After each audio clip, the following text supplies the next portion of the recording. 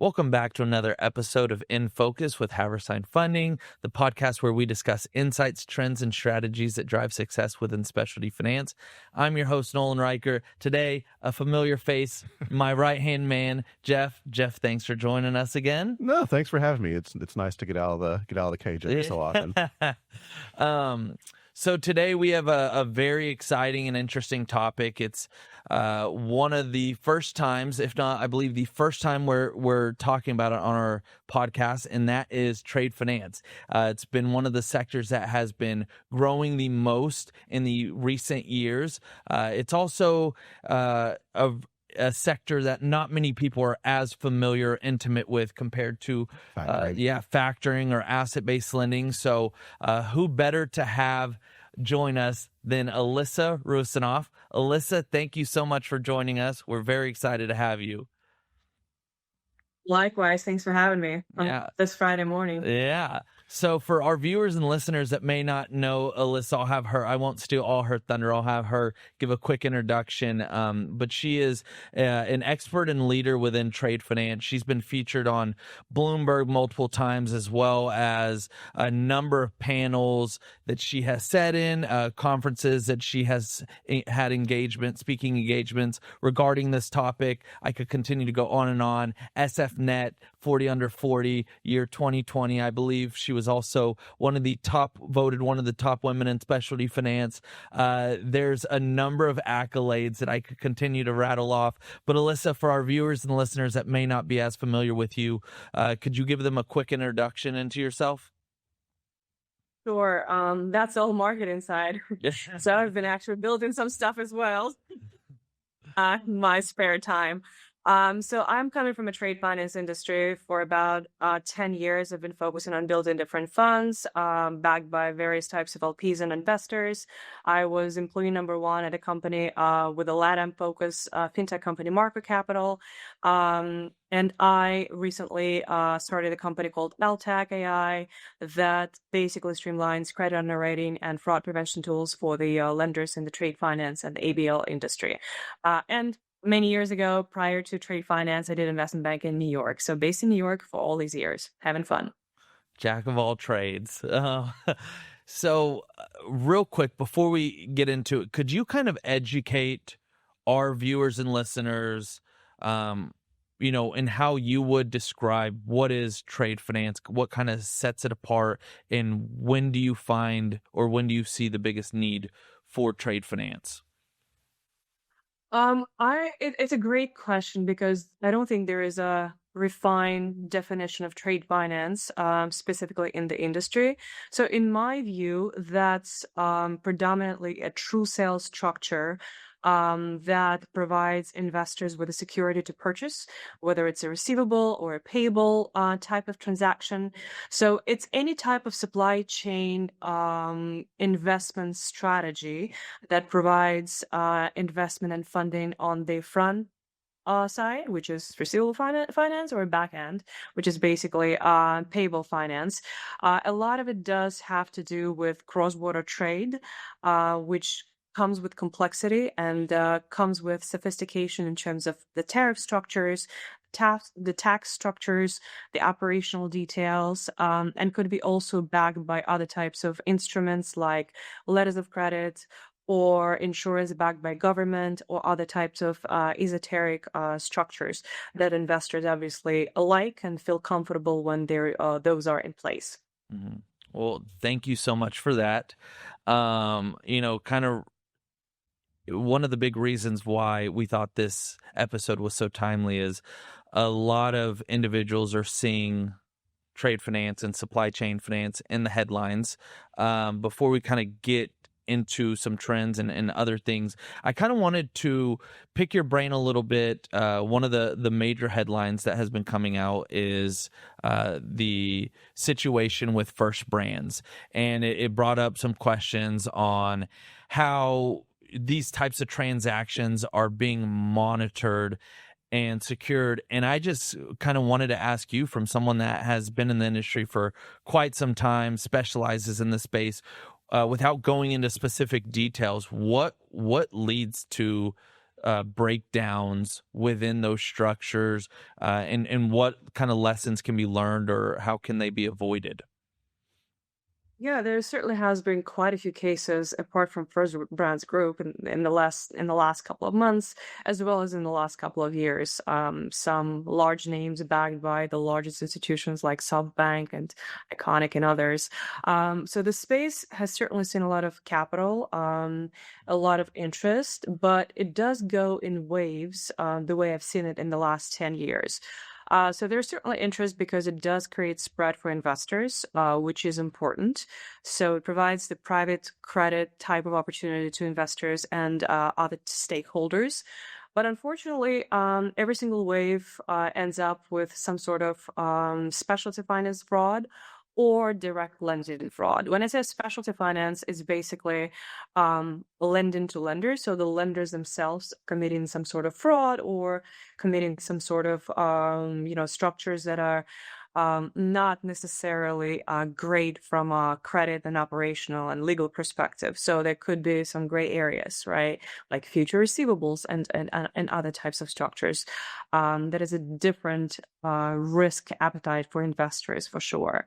And the other side is, direct lending investments. As you mentioned, one of the cases, and there has been a couple of others as well, when the companies themselves are what's called double billing, basically selling the same invoice twice to the same lender or different lenders and using various types of off-balance sheet financing structures, because those are really difficult to target even from the accounting standpoint, from field examination standpoint, and could be very, very cumbersome. So financial institutions generally, I should say this, big four accounting firms don't necessarily catch a lot of fraud. So they usually typically take management accounts, they take bank statements, they take, PDF and other types of formats, and they're just doing the credit work, true credits, quantitative type of analysis with some qualitative exposure. But they don't necessarily look at a bigger picture in terms of supply chains and in terms of data corroboration, which basically means data cross-reference in terms of various types of spheres. Because the way I see the market is there are three types of risks in the industry, and credit is probably the one where you're losing the least amount of capital as an investor. But the fraud and the operational risks are probably those that you have to be very much aware of. And fraud could be really, really, really creative. And I think that's the issue that a lot of investors don't still know how to tackle, especially with different types of structures and off-balance sheet financing, as I've mentioned before. And I think this is where the bad actors come in and try to take advantage of the situation, especially lately with various types of Gen AI tools that not just the lenders and the banks should be deploying, but the bad actors are usually faster and more innovative and more creative in terms of deploying them and creating different types of documents and different types of structures that invoices, support documents that could be sold twice, 3 times, 4 times, etc. So there's lack of transparency for a good reason. Good reason being for the borrowers that are trying to commit fraud, and certainly not a good reason for lenders that typically do spot checking, which basically means just checking a couple of documents out of the entire stack of invoices you're financing, because technologically it wasn't feasible to do a full volume analysis up until till recently when we have a lot of capabilities with Gen AI, with LLMs, and other types of tools. Mm-hmm. So I want to backing up and let's zoom out a little bit. And you touched on it. The private credits are really a hot space right now. There's obviously a lot of money that's come into the space. One of the concerns that I see and we talk about a lot internally at Haversine, and I know it comes up a lot of the conferences we're at, is, with so much money coming into the space, do you have concerns that there's so much cash, there's so much capital coming into private credit that that just on a macro basis, it feels like the underwriting may be suffering because I think there's just a rush to deploy capital. Is that something that you feel like you're seeing when you look at the broader market? 100%. I think it's certainly the market where the borrowers are taken advantage of because there's so much money in the economy. There's a lot of dry powder sitting at the large institutions, on the large institutions' balance sheet, and they're trying to deploy it because it still brings the yield. But at the end of the day, there is too much money chasing not enough deals. Mm-hmm. And just, taking behavioral finance into the account, I do think that we're going to have more fraud cases coming up because people just take, bad actors again are taking advantage of the situation. And I'm seeing a lot of deals where, especially in the SME market, small to mid-size enterprise market, where it's not just a credit risk on the buyer side, but it's also fraud risk. It's also dilution risk. It's operational risk in terms of the quality of the goods performed and manufactured. I do think that there's a mismatch in terms of investor appetite towards specific securities and specific credit scores applicable to the SME market versus what the SMEs actually want. So there's different types of players that I would say would benefit from the market short term. And those are probably fintech companies and probably neobanks that are capable to use technology as fintechs, but Right. also use cheaper cost of capital, basically from their deposits. So I do think the embedded finance that could be coming from neobanks, it could be coming from collaboration between banks and technology companies on the embedded side front could be better from it a long term. I do think that the market is changing and we're just in this mismatch situation kind of short term, but longer term, the technology would be able to underwrite better, faster, more efficient, and the market is going to be much more efficient in terms of the spread. Mm-hmm. And this is where what I'm seeing is coming probably within 5 to 7 year time frame. Sure. No, I mean, a lot of that makes sense. I think that one of my concerns is that a lot of the private credit shops, I mean, I think they do a fairly decent job, maybe initially underwriting, but I don't know that on the monitoring side they're necessarily set up. And I think you're right. I think a lot of the newer bank players or even newer non-bank players that may have just a different structure and a different infrastructure. They may not be tied to old infrastructure, maybe a little bit better at underwriting these. I guess one question, and you mentioned earlier, Gen AI as the capabilities that potentially brings to the table. Are there a couple of specific, processes, controls that you think that a lot of the shops that are coming into the space, they need to be utilizing that they're not utilizing actively enough yet? I do think so.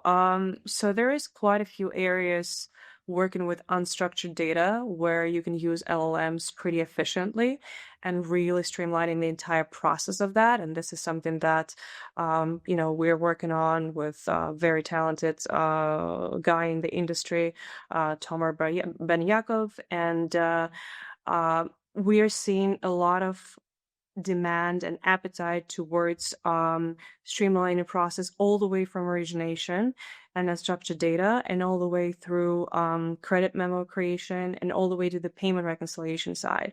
So the payment reconciliation side has a lot of fraud potentially, because what I've seen in the industry, and you might agree with that as well, onboarding a fraudulent company is very unlikely. It does happen, but it's probably very unlikely. So fraud happens somewhere in between when you're servicing the company. Maybe partially it's fraud, maybe some of it is real, and that's probably the reality. Or it could become fraudulent as the company becomes more desperate with with balance sheet issues or P&L issues or driven by some, tariff uncertainties and things of that nature. So the small company could become desperate and might be able to create some kind of double billing or create shell companies and use payments from shell companies into their account back and forth. So for an accountant or a field examiner, those are real cash flows, and they are real.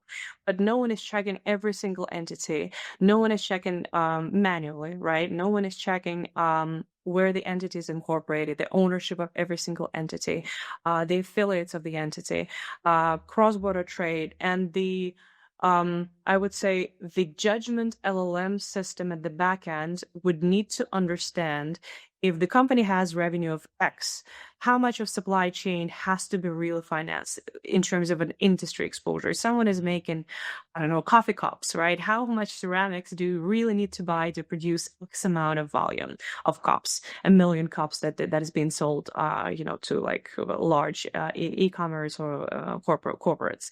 So things have to make sense from a big picture standpoint, and also all the way down to the actual supply chain standpoint. So I think a lot of non-bank lenders are not maybe capable from a talent perspective, or maybe from a technology perspective, to really create these complex systems that use AI agents that are specifically trained on specific tasks of looking for discrepancies, looking for specific issues that we've seen have worked in the industry or have not worked in the industry, right? And then you're creating this multi-AI agent complex systems to be able to run as much data, the more data you have, the better for you, obviously, but you're training all these systems to make sure they're collaborating with each other.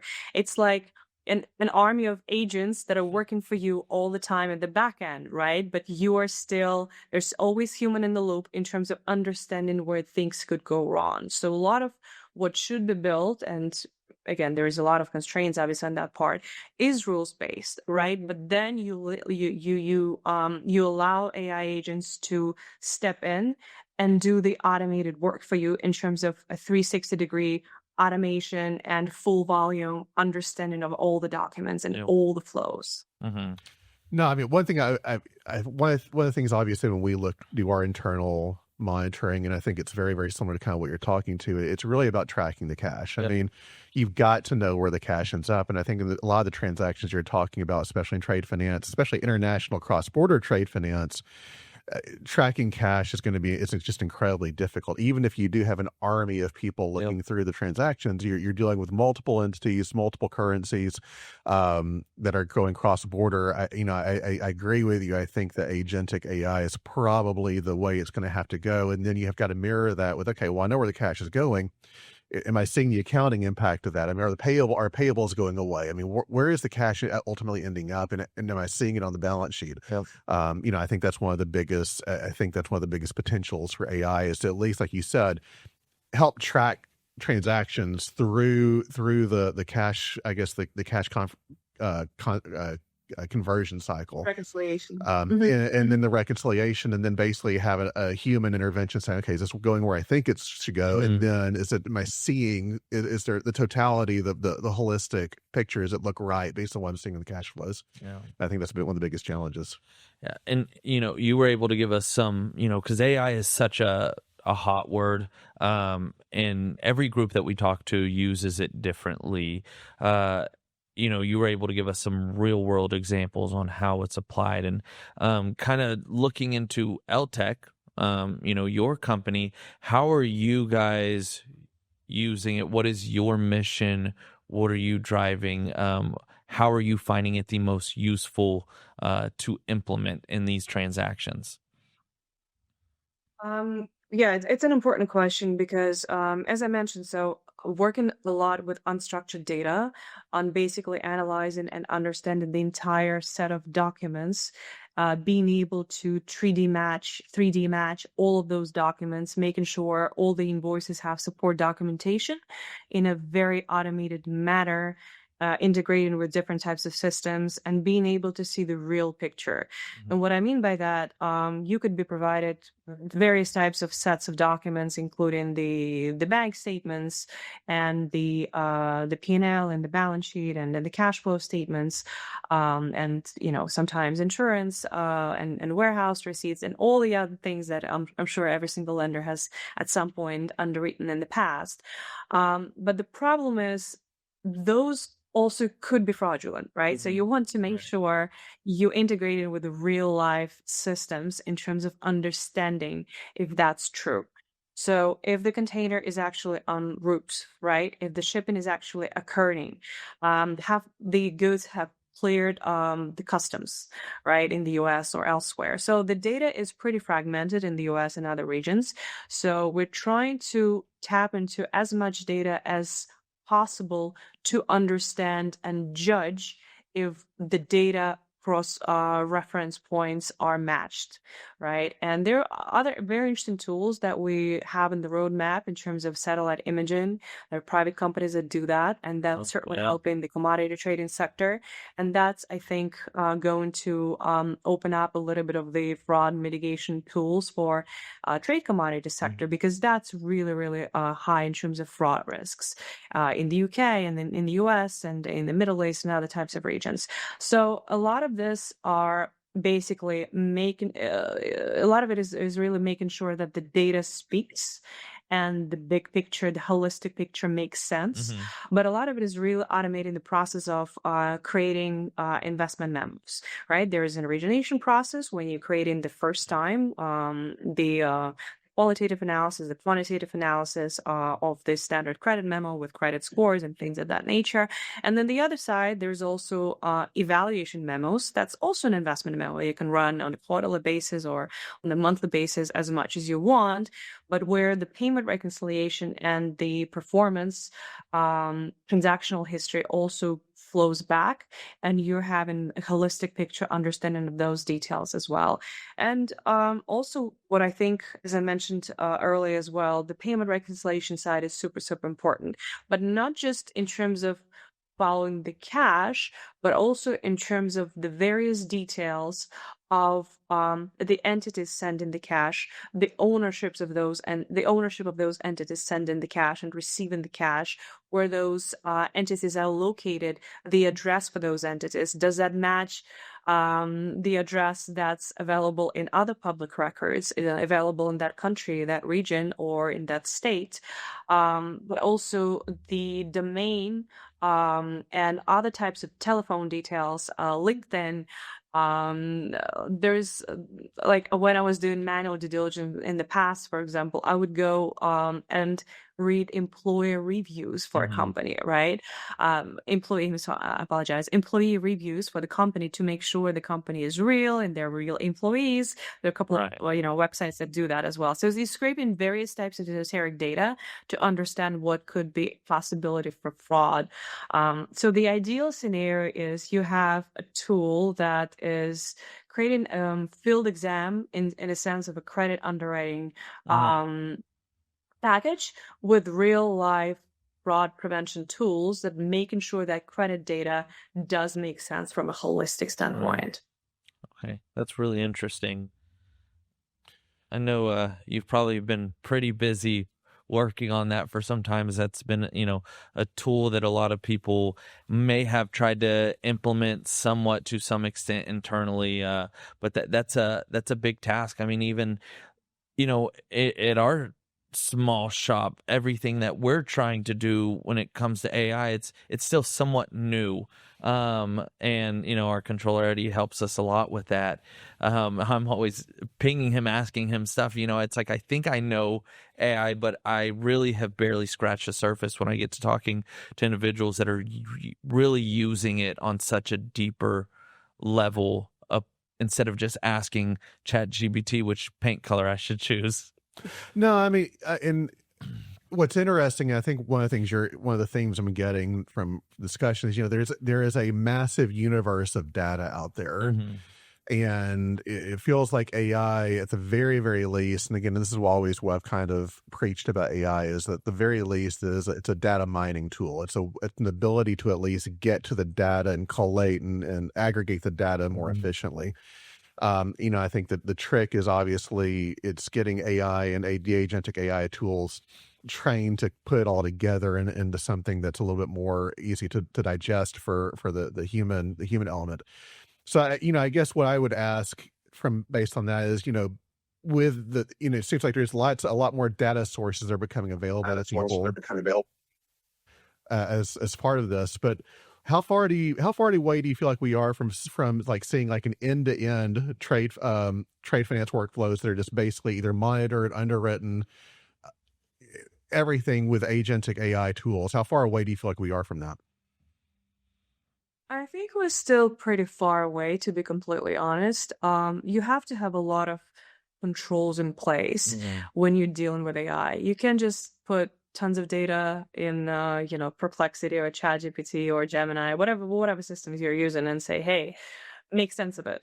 It just doesn't work like that, right? So it does take expertise. So what I see is happening, there has to be a good fit when we go into the VC markets, and how venture capital is really looking into the founding teams. There has to be a good match between domain expertise and tech expertise. And that's, I think, crucial, because there's a lot of companies that just have good, tech people, but they don't really know what they're looking for. So that's an important point. Additionally, when it comes to AI, you need to break down into very small pieces in terms of AI, whether it's agentic AI or a small data set that you're trying to train a specific task on. You have to be able to work with data, understand the data, and use various types of rerouting tools to get the best possible answers from LLMs. Do it several times, because hallucination is a serious problem. It's an iterative process, definitely. Right. And then no one wants to see the black box problem, obviously. Right. We have to have full transparency and full visibility in terms of what we're looking into. And especially in the financial services industry, I want to see the actual documents. I want to see what has been matched in terms of the actual invoice and, let's say, a shipping document. It has to be all highlighted, and there has to be 100% visible to the account manager or lender, whoever is looking into the documents. So there is a lot that goes into the analysis. And then at the back end, you also have all those types of tools like judging LLMs and making sure there's human in the loop looking at that at some point in time. So we're not there yet. I do feel like there is more and more serious systems and LLMs, like much more robust LLMs coming out. But I think the future is in training those LLMs that almost become a commodity at this point in time, Right. on specific data sets that are coming from people in the field with years of experience in the field, know what they're looking for. So it's basically streamlining and automating someone's brain, if that makes sense. No, it makes perfect sense. Yeah. Well, I think it's also a big deal in our industry, because, we've talked about this before on the podcast, that I do think, like, we were at the SFNet conference last week. I do think we are in the process of a generational transition in the specialty finance space. So I do think a lot of the challenge is you're right, is not just you run the risk of losing a lot of built up wisdom and brain power and experience, not just in passing that, not just to the next generation, but potentially into AI tools, to make sure that we're not losing that skill set. Yeah, no, absolutely. Kind of switching gears just a little bit, talking about the future of trade finance. Would love to kind of pick your brain on that. So there's been, talks about trade finance being its own asset class. Where do you think, what are your thoughts on that? Do you think we're already there? Do you think, it's not going to happen? Just out of curiosity, kind of what's your stance on that? Yes, it's an interesting question. I was just in London a couple of weeks ago discussing this, and it made me think that I don't think trade finance will be viewed as a separate asset class, but I think it would be a blended working capital type of scenario with a lot of embedded finance functions, whether it's integrating with ERP systems and providing working capital under that umbrella, or, as I mentioned before, neobank structures, or other types of embedded finance solutions when the SME would use some sort of platform for non-financial services like ERP, like accounting systems, and then there's going to be a white label solution with an investor at the back end, basically providing some sort of working capital. So I think it's going to be much more streamlined, which basically means great user experience. Whether it's a business or B2B or B2C, but we're talking B2B here. I don't think it's going to be a separate asset class, because it's too fragmented. There are different types of regulations. There's different types of data availability. Like for example, in Europe, you can't really get detailed data on shipping details. That data just doesn't exist for regulatory requirements. So I think it's more about building the systems and the flows and integrations with various types of systems and providing that with a very streamlined way to the end debtor. Mm-hmm. One thing I wanted to ask you, I was listening to an interview you did with Bloomberg earlier this year, and you said something along the lines of that trade finance, and if I'm remembering this correctly, trade finance was in Europe at least was increasingly dominated by bank actors, where in the US it was more dominated increasingly by non-bank actors. What's the reasoning you feel like in the US that's a lot more dominated by non-bank actors than bank actors? My favorite thing to be quoted about something I don't remember I was talking about.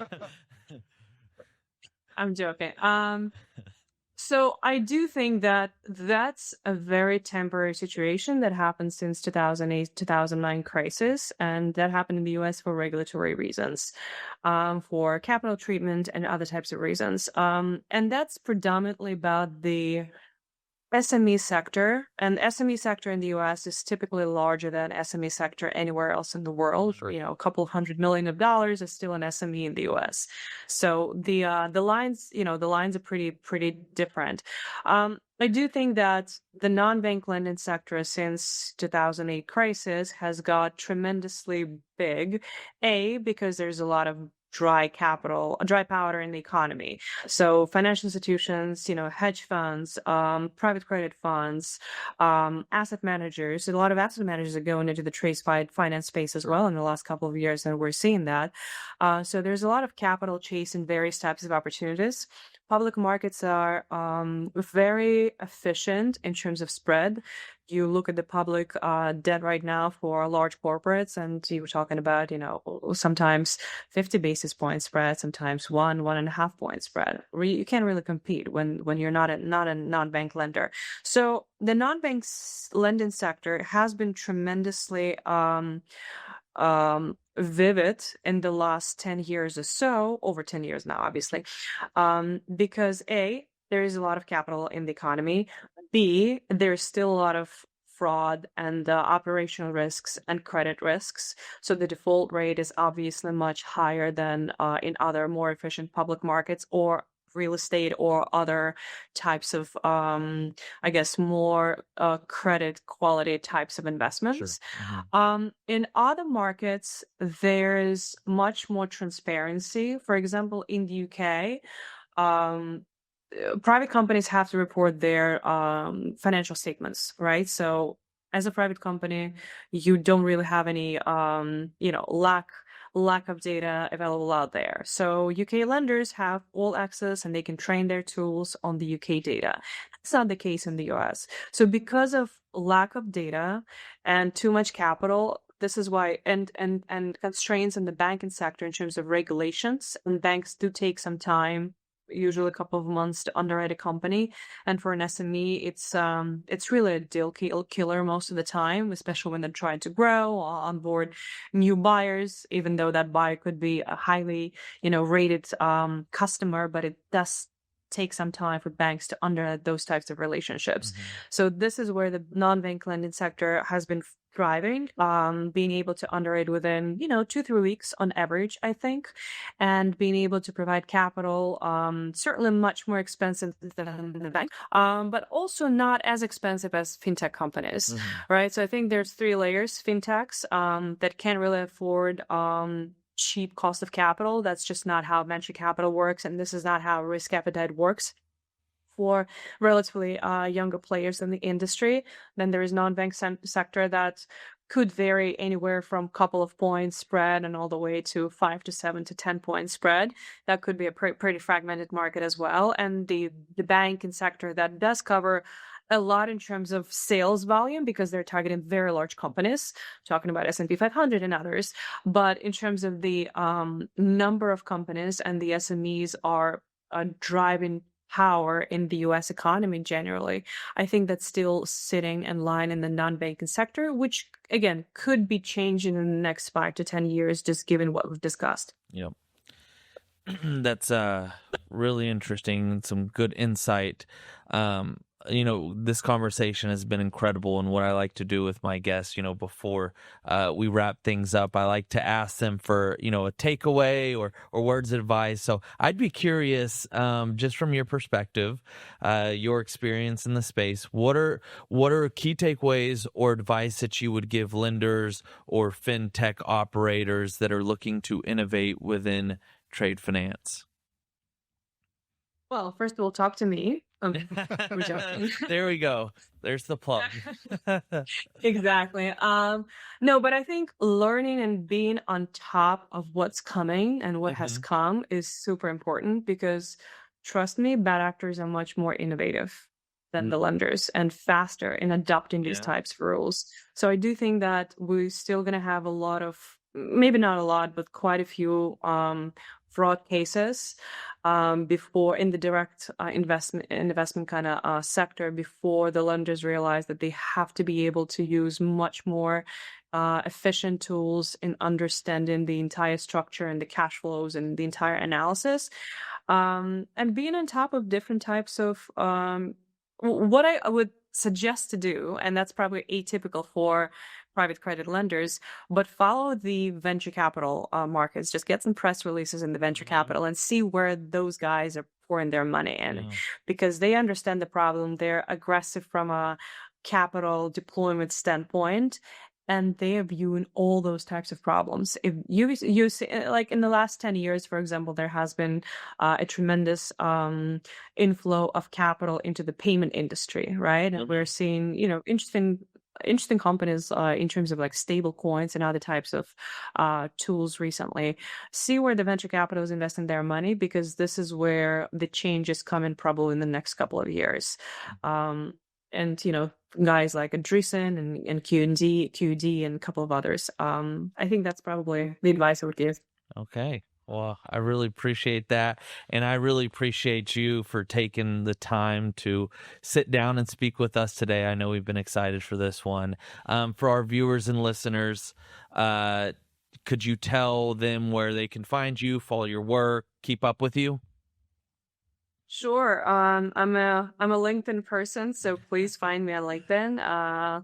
I do post a lot on different types of stuff, including geopolitics and tariffs and private credit markets, because I do think that a lot of what we're seeing in terms of analyzing the entire space and sector is in between various sectors. It's always on the border of understanding the truth. Well, I will put a link in the description for your LinkedIn as well as to your company, Eltech. Jeff, as always, thanks for having me. It's been always a pleasure. Yeah, always. And to our viewers and listeners, thank you guys. Remember to stay informed, stay inspired, and stay on course to growing your financial platform. Until next time. And stay caffeinated. Thank you, guys. There we go.